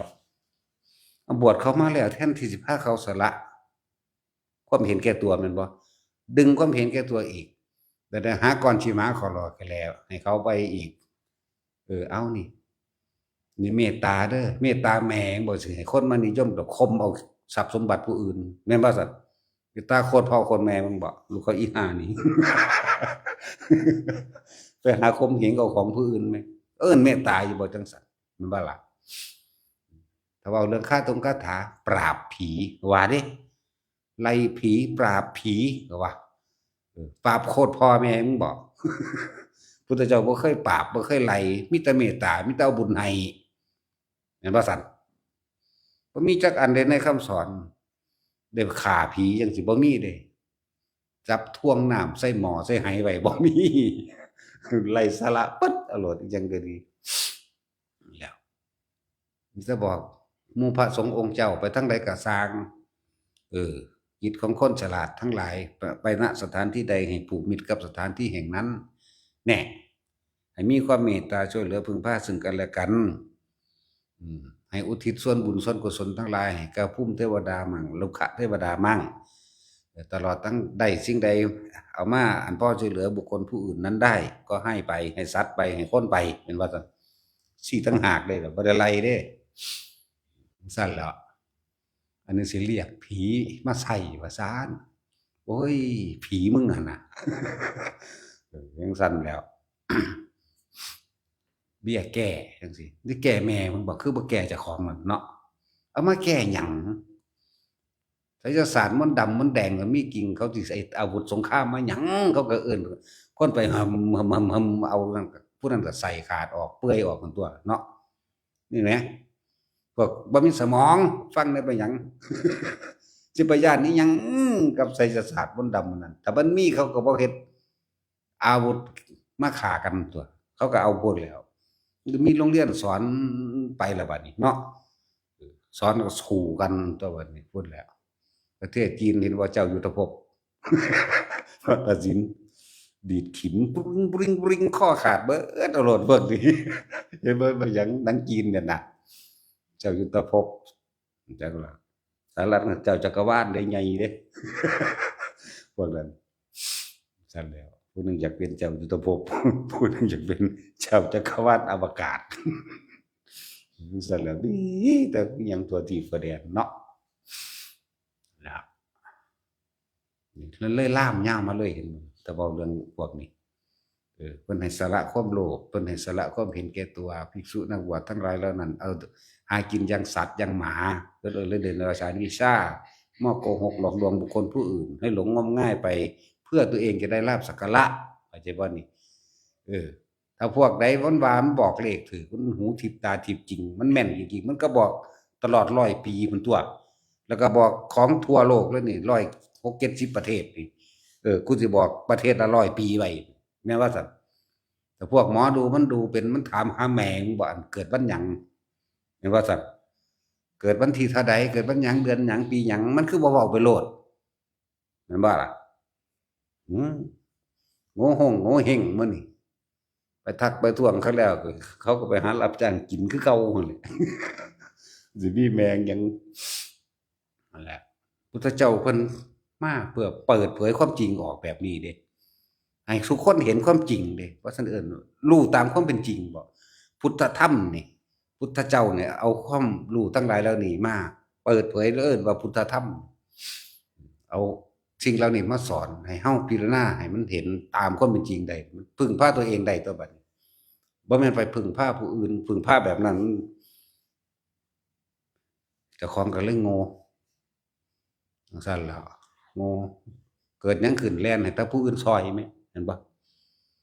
สมัยแต่กี้ก็สิเว้าคือพระปิ่นโทนพระราทวาชะแสดงฤทธิ์แสดงเดชได้พุทธเจ้าเป็นหยังคือบ่ให้แสดงเอาคือบ่ให้แสดงไปตลอดคนสิพึ่งพาตัวเองบ่เป็นจุดหมายของเพิ่นคือให้รู้เอาตัวเองนี่เป็นที่พึ่งของตนกรรมเกิดขึ้นจากการกระทำของตนเพิ่นให้รู้ความจริงแบบนี้เฮ็ดได้อยู่บ่ฮู้ติตาทิพย์แต่ทิพย์อีหลีตะกี้เออป้องกันได้จริงๆตะกี้แต่ว่าผู้เฮ็ดจริงเพิ่นคันบ่เฮ็ดบัดนี้เพิ่นเหลือโตนคนเห็นบ่มันลึกล้ำกว่ากันเดะคำว่าเมตตาสงสารของพระพุทธเจ้ากับเมตตาสงสารของคนหาของคนเห็นแก่ตัวนี่ของพวกเดรัจฉานวิชาพวกบวชเข้ามาแล้วตัวคนในการเลี้ยงชีพเจ้าของเองโดยการทำท่าใบหวยใบเบอร์ทำท่าสะเดาะเคราะห์ทำท่าบวงสรวงนั่นนี่เห็นบ่นี่ทำท่าได้เขาเอิ้นว่าทำท่าส่วนพระพุทธเจ้าเมตตาเพราะจักคนรู้ความจริงเพราะทุกสิ่งทุกอย่างบ่มีผู้ใดดลบันดาลความสุขและความทุกข์ให้ไผได้บ่มีผู้ใดเฮ็ดให้ตัวเองพ้นออกจากทุกข์ได้นอกจากตนเองนี่คำว่าเมตตามันลึกซึ้งกว่ากันเด้สอนให้เฮานี่รู้จักทุกสิ่งทุกอย่างที่เฮาเกิดมาก็เกิดเพราะตัวเอง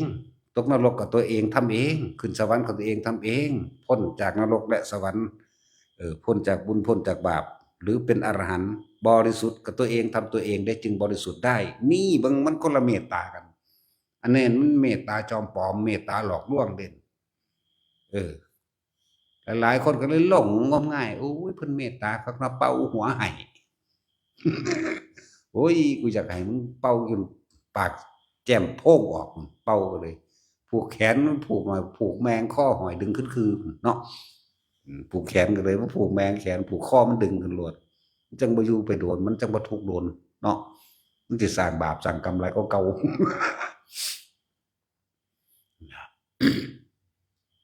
เพิ่นหูทิพย์ตาทิพย์จริงเด้ล่ะแต่เพิ่นเฮ็ดแค่สงเคราะห์แล้วเพิ่นแล้วไปเด้ว่าพระโมคคัลลาปราบพญานาคเมื่อพญานาคได้รู้ความจริงแล้ว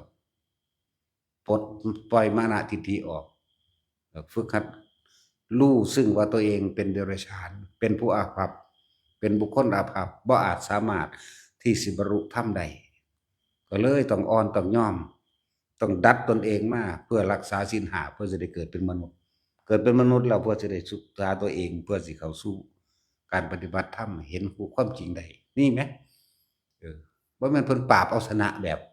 คือคนซุมื้อเด้ชนะสะใจเด้กูฆ่าได้เขาว่าเด้เนาะคนละเรื่องกันเด้นี่แม่เมตตาของเพิ่นเมตตาแบบนี้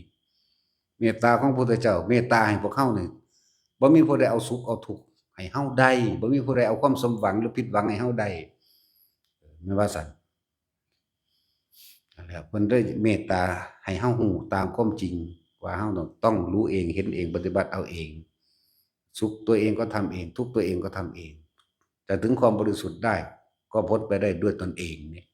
มีต่างหากเลยนี่เพิ่นนำธรรมนั่นออกมาสอนซั่นแล้วเพิ่นป้องกันชีวิตคนได้บ่ตอนนั้นได้เป็นจังซี่บ่ได้เศรษฐีผู้หนึ่งบอกว่าถ้าผมตายวันนี้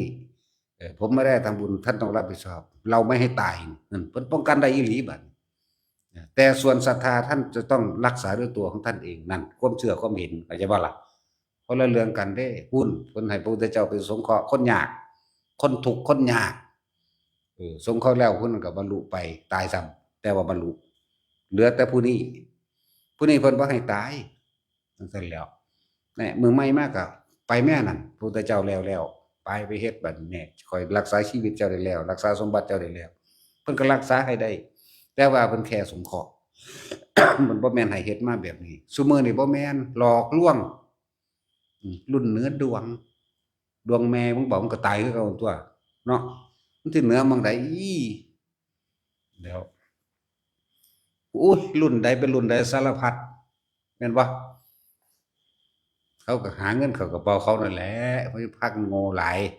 บางคนของขลังเต็มเรือนอยู่คลำว่าสั่นเนาะย้านคนเข้าไปใกล้ก็ยังนี่หิ้งพระหิ้งของขลังเพิ่น โอ้ยมันก็ขังเจ้าของอันนั้นมึงจักบ่ล่ะขังเจ้าของไว้ผูกเจ้าของไว้มัดเจ้าของไว้มันนั่นแหละแต่ของได้เป็นผู้เอาเงินไปซื้อมาเนาะเต็มห้องอยู่เออรู้จักพากันปัดฝุ่นมันแหน่เนาะอย่าเอาไปเว้าแต่อ้างกันหลาย ปัดฝุ่นออกแหน่มันหกอยู่หั่นโอ้ยเว้าแล้วมื้อนี้มาสารพัดเยอะแยะอันรุ่นนั้นรุ่นนี้ก็ว่าไปเด้บัดนี้โอ้ยนั่นแหละภิกษุนักบวชคนมันเชื่อเร็วกว่าทำลายผู้อื่นเข้าใจบ่นั่นมันบ่แม่นทำลายตัวเองถึงร้อยเท่าพันทวีคูณยังบ่รู้ตัวยังทำลายผู้อื่นนั้นด้วยเพราะโกหกหลอกลวงเขาอืมพระพุทธเจ้าสอนให้รู้ความจริงสอนให้พึ่งตนเองสอนให้ทำด้วยตนเองแต่ว่าคนทั้งหลายเหล่านั้นสอนให้เขานั้นน่ะทำลายตัวเองจักบ่ล่ะบ่เลยบ่ได้รู้ความเป็นจริงของชีวิตเลยถ้าคำอวยพรต่างๆมันได้ผลเนาะคำสาปแช่งก็ต้องได้ผลแม่นบ่ซั่นแล้วผู้ใดก็อวยพรให้เรารวยมาแต่โดนแล้วกูคือบ่รวยแม่งจักเทื่อบุ เนาะแม่นบ่ซั่นเออเอาเวลาเฮาเอาเงินให้ผู้เฒ่าหรือของอยู่ของกินนั่นนี่ให้เจ้าร่ำเจ้ารวยเด้อบักหลาว่าซั่นเท่าเดี๋ยวนี้ทุกข์กว่าเก่าอีก เห็นบ่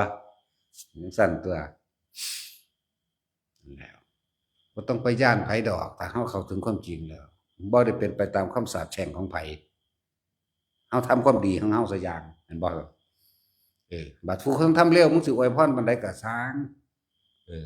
ในสุดท้ายแล้วมึงก็ต้องได้รับผลกรรมที่มึงกระทำคือเอาเองคือเก่าตั่วเนาะนั่นแหละครับพอฟังก็ดึงกันออกมาจากความหลับไหลไสยศาสตร์แปลว่าคนนอนหลับจักว่านั่นน่ะอืมความรู้ของคนหลับความรู้ของคนที่ยังไม่ตื่นเว้าวาบๆอยู่นี่ใส่กูเด้อเถิดเว้าบอกมาตลอดใส่กูแหน่อืมใส่ดากกูแหน่ณดากกูนี่ก็ได้ เออจั่งซั้นแหล้วถ้ามันมีมันก็ตายแต่โดนแล้วตั่วแม่นบ่ซั้นคันมันบ่มีก็มันบ่จริงบ่มีเบี้ยแก้หยังดอกมีแต่ปากกูนี่แหละ ซั้นตั่วถ้าเฮาเข้าถึงความจริงแล้วมันสิไปมีอิหยังเป็นตาย้านมันบ่มีแนวย้านเดะมันเป็นไปตามที่เฮากระทำเองบ่ได้เป็นไปตามผู้ใดสิสาปแช่งหรือให้พรแม่นบ่คนละอย่างกันเลยพุทธเจ้าเพิ่นเมตตาสอนให้คนรู้ความจริงเจ้าอยากบริสุทธิ์พ้นออกจากทุกข์ได้เจ้าก็ต้องช่วยเหลือตนเองตามแนวทางที่สอนไว้แล้วนี่แม่นบ่ซั่นบ่มีผู้ใดเฮ็ดให้ผู้ใดพ้นทุกข์ได้เด้แล้วผู้หนึ่งกินข้าวผู้หนึ่งอิ่มนำมันเฮ็ดได้อยู่บ่มันบ่ได้จริงบ่ล่ะตัดสินเจ้ากลับไปกินข้าวให้ข้อยอิ่มแหน่เด้อ เออโอ้บ่ต้องมาข้อยอิ่มดอกข้อยเบื่อกินข้าวให้มันจักจำได้มันสิตาย เออพวกหนึ่งย้านตายแต่พวกหนึ่งมันอยากตายมันคนละแบบกันเด้เนาะบ่อยากเฒ่า บ่อยากเฒ่าเห็นบ่นั่งรถเข็นย่างตุสุตาสะไปนั่นพวกนั้นบ่อยากตายแต่ย้านตายจังซั่นแหละมันคนละเรื่องกันเด้กับเฮาเออแต่ละมื้อบัดว่างเบิดมึงอย่าตื่นเด้อได้บอกมัน กูก็เตรียมตัวอยู่ในหูดังกูก็ไปเพราะกูคือกันโลดเด้จังซั่นเด้มันแต่เตรียมตัวเท่านั้นเด้เตรียมตัวทุกคนเกิดมาในนี่ในโลกนี้หรือโลกใดก็สร้างตายเบิดบ่เหลือนี่คือความจริงเออพวกเขาไปหาแนวมาป้องกันตายไว้มึงไปหาเท่าใดมึงตายเร็วมันเมื่อยเนาะมันเมื่อยไปหามันขี่รถ เห็นบ่ตัดสิน แลดอาจารย์นั่นดีอาจารย์ดีๆขี้เหล็ดต้องเสาะไปทั้งเมื่อยทั้งเสียเงินเสียทองเนาะตายเร็วกว่าเก่าอีกนั่นแหละตื่นรู้จากความหลอกลวงเจ้าของเองตื่นรู้จากผู้อื่นหลอกลวงเจ้าของพร้อมเอาธรรมะพุทธเจ้านี่มาบอกมาสอนตัวเองจังสิเข้าถึงความจริงได้ตัวมันมีผู้ใดดลบันดาลหยังไผเลยแล่นไปหาเขาเนาะซั่นแล้วฤาษีนั่นฤาษีนี่โอ้สารพัดภิกษุสงฆ์ในเฮาตำหนิโดยเอาพระวินัยตำหนิเด้อมึงรู้จริงๆมึงบอกเขา100 ปีไว้เลยแหมบอกของทุกประเทศพร้อมแต่ว่าสิท่านตายเฮ็ดหยังเฮ็ดมือจังซี่ซื่อๆก็เฮ็ดจังซี่สิบ่ดีกว่าบ่ เออเนาะทำทายเฮ็ดมือนั่นนี่บุยใบเฮ็ดเทียนหยดลงงองงองงแง่งเฮ็ดธูปเฮ็ดหยังงองแง่งโอ้ยอีแม่งเอ้ยลูกเขาอีห่าสันดานปึกอันพวกไปเบิ่งไปเฮ็ดนำก็เชื่อเขาก็ปึกเนาะนั่นแหล้วแต่ว่าเข้าหาพระพุทธเจ้าบ่มีผู้ใดฉลาดดอกสิบอกให้บ่มีคนฉลาดเออบ่มีกุศลคือความฉลาดถ้าเข้าหาธรรมของพระพุทธเจ้านั่นแหละจังสิพึ่งตนเองได้จังสิถึงความฉลาดจังสิเอาตัวเองพ้นออกจากความเกิดจากบ่ล่ะนี่แล่นไปให้เขารดน้ำมนต์ให้โอ้ยแล่นไปหาของขลังเออซื้อเอาซุ่มมันได้สูของขลังกันเลยยากหยังผูกแขนจะผูกได้ป่ะผูกข้อโง่หลายกันเลยเนาะตัดสินซั่นแหล้วผูกข้อโดนแขนโดนต้นโลดสู้จังบ่อยู่โดนต้องไปใส่บาปกรรมในนรกซะก่อนจังเกิดมาเฮ็ดใหม่อีกถ้าเฮ็ดจากนี้ไปพุ่นอู้จักยามใดอาจสิตกนรกแทนที่สิตกนรกจัก80ประสงค์ไขจากอายุแค่นี้มาพอดีเฮ็ดไปอีกแม่ง160เลยบัดนี้บ่ได้ธรรมดาบ่สิว่าสิเฒ่าตายอีกดีบ่ดีก็บ่ได้ตายเฒ่าหรอกเนาะจักบ่ล่ะเฒ่าตายกับตายเฒ่ามันคนละอันกันเด้เนาะตาสินยังย้านตายอยู่ ว่าตาสินยังย้านผีแม่นบ่ล่ะโอ้ยความย้านทั้งเบิดนี่ลงตายเด้อย้านตายเบิดย้านอิหยังก็สร้างบ่ย้านเจ็บจนปวดขนาดนั้นล่ะมันย้านตายเนาะ นั่นแหละความย้านทั้งเบิดลงหม้องตาย